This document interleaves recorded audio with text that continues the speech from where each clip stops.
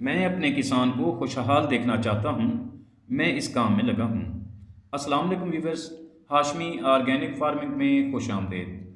कैसे हैं दोस्तों, आज की वीडियो अप्रैल में लगाई जाने वाली 5 फसलों पर है, जिनकी काश्त से आप अच्छा खासा मुनाफा कमा सकते हैं, और वो भी कम अरसे में और कम खर्च में।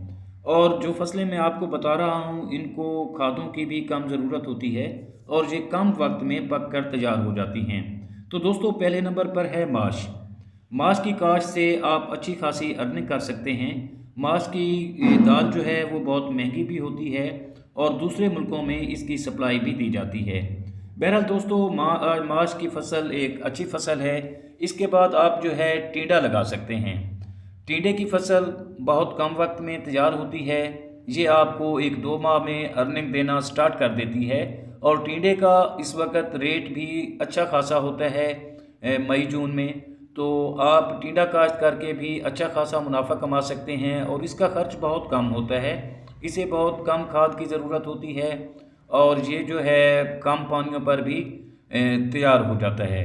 और इसके आगे जो फसल है दोस्तों, वो है मूंग की। अगर आप मूंग काश्त करते हैं तो मूंग की भी अच्छी खासी डिमांड होती है, और मार्केट में इस वक्त मूंग का जो रेट है वो 10 से 12 हज़ार रुपये मन है, और 18-20 मन मूंग की जो औसत पैदावार है फी एकड़ वो आ जाती है। तो इस तरह आप कम वक्त में अच्छा खासा इससे भी मुनाफा कमा सकते हैं।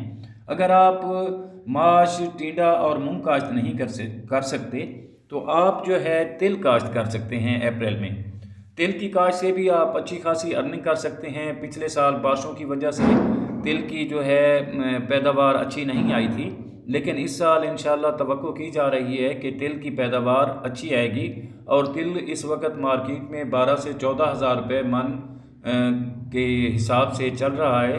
तो आप तिल काश्त करके भी अच्छी खासी अर्निंग कर सकते हैं। अगर ये आप तिल, माश, मूंग, टींडा काश्त नहीं करते, तो आप गवारा काश्त कर सकते हैं।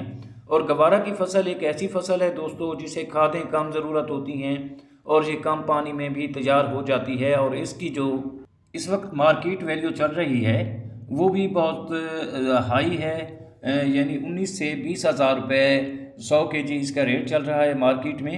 तो दोस्तों, गवारा जो है इंतहाई शानदार फसल है, और इसको आप रेतले रकबों पर भी ज़्यादा कामयाबी से उगा सकते हैं। और कम पानी जो है, ये सिर्फ 3-4 पानी या 2 पानियों में भी गवारा पक जाता है, अगर एक का दुक्का बारिशें हो जाएं तो। बहरहाल दोस्तों, उम्मीद करता हूँ कि आपको मेरी ये छोटी सी कोशिश पसंद आई होगी। जल्द मिलते हैं किसी अगली वीडियो में। तब तक अल्लाह हाफिज़।